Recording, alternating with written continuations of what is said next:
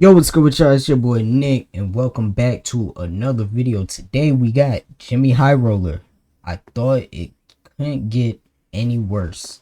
Let's get straight into it. Or 368 days to be exact, the basketball world came to a halt as news broke that the Dallas Mavericks sent Luka Doncic to the LA Lakers in an inexplicable trade. Not only was this news shocking, but the immediate and justifiable reaction was that this trade was possibly the dumbest trade in NBA history. But only time would tell if it made Nico get fired. That's how crazy it was. It was truly the worst trade we've ever seen. Fast forward 1 year, almost to the day, and turns out the initial reactions were correct. Because the Luka trade wasn't just dumb, it is now definitively the worst trade in NBA history. Yeah. Jimmy High Roller. Today's video is in Colone's trade deadline from around. This past Wednesday saw one of the busiest trade deadlines in recent years. After what looked like it was going to be an uneventful week, trades began to pour in from around the league. James Harden to the Cavaliers, Garland to the Clippers, Vucevic to the Celtics, Jaren Jackson Jr. to the Jazz, Jared McCain to the Thunder. And in the midst of a flurry of trades came this dreadful transaction. The final chapter in the worst trade in NBA history. That's crazy that you trade your franchise player and you downgrade all the way to Chris Middleton, AJ Johnson, Malachi Branham, and 2 first-round picks and 3 second-round picks. I rock with AJ. AJ is a tough player. He's good. Middleton past his prime or whatever. Malachi not bad. And then you also get 2 first-round picks, 3 second rounds. But you give up Hardy, which Hardy is an amazing guard. And most importantly, you give up AD that you traded your franchise player for.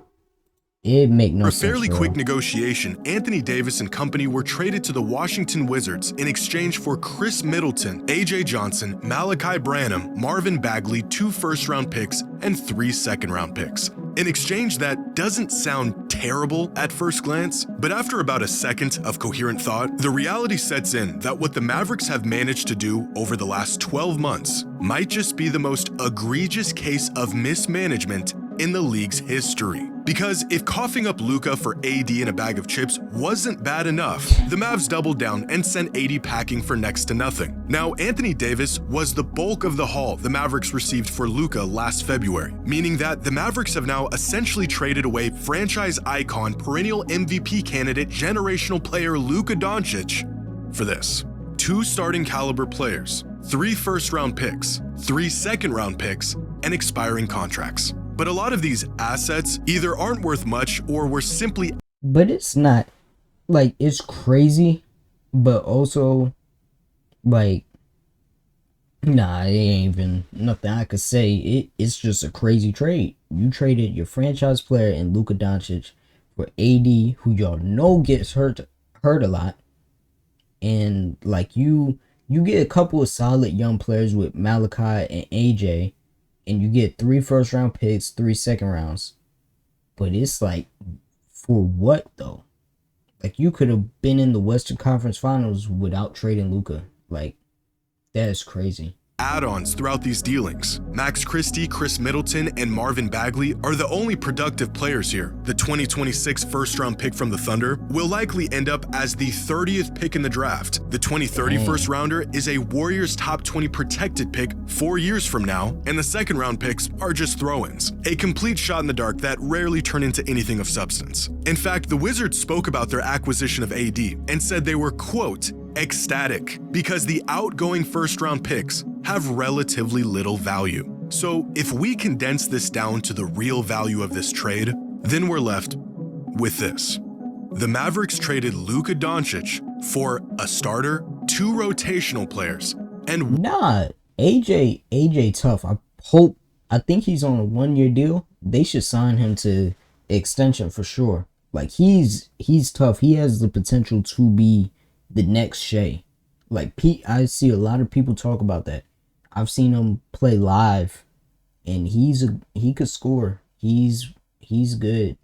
I feel like he could develop into a good player, especially with the mentorship of Kyrie. Sure. 1 first-round pick. This is not a bad trade. This is basketball malpractice. Reprehensible. A fireable offense. Oh, wait.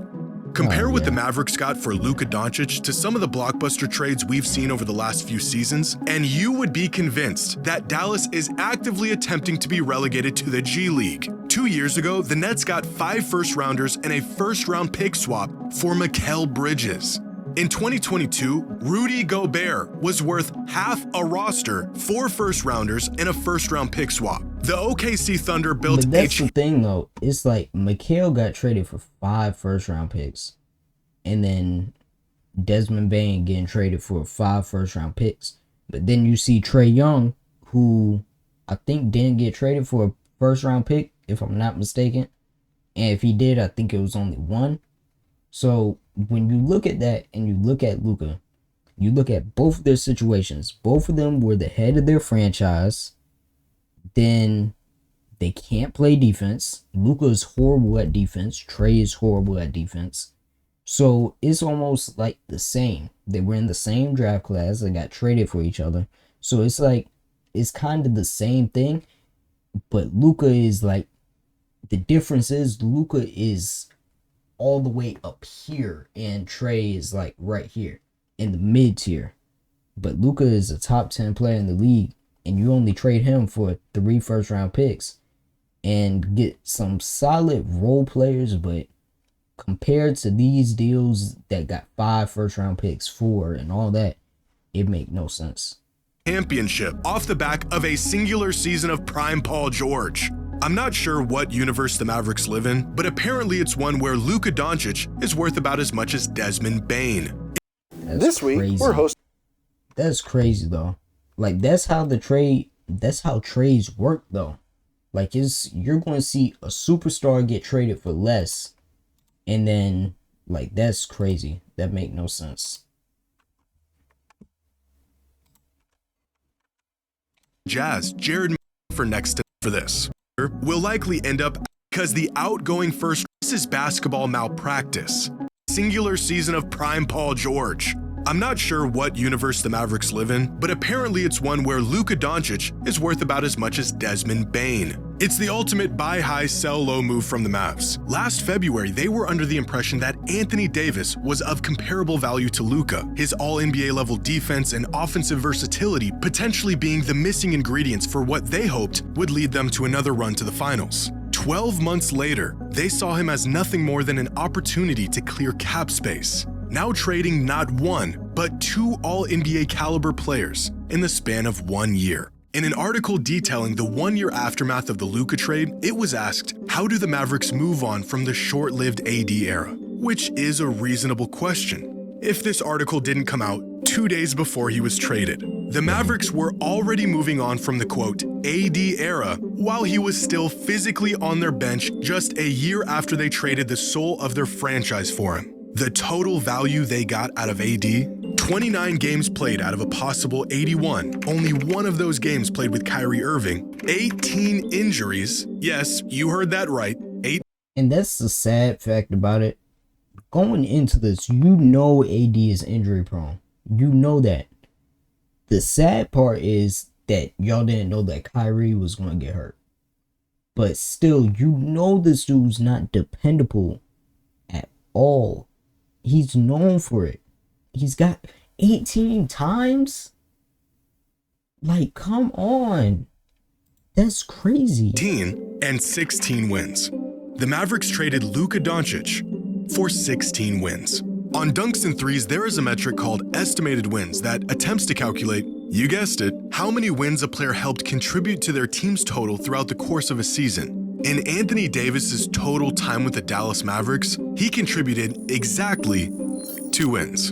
In fact, since the initial Luka trade 1 year ago, the total number of estimated wins contributed by every player that Dallas acquired as a result of the Luka trade is 9 wins. In that same time span, Luka Doncic has single-handedly contributed 12.4 wins for the Los Angeles Lakers. Since being dealt away by an overzealous Mavericks front office, Luka has been more valuable for the Lakers than every other asset involved in exchange for him combined. The Luka trade was so bad that what they got in return for him was nothing more than a salary dump just 1 year later. Now, these head-scratching and irrevocably compounding decisions would leave you thinking that the Mavericks were desperate for some inkling of success, irrationally quick to make decisions, and unfamiliar with long-term results, which might be true if they weren't here in the finals just 18 months ago. They know the ingredients for a winning team. They've made great moves in the past. In fact, and that's another thing with me comparing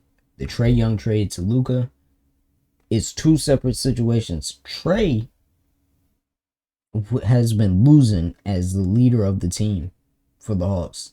And you have a young player that's coming right behind him, taking his spot. But with this situation, it's like, y'all made it to the finals. And y'all did all this.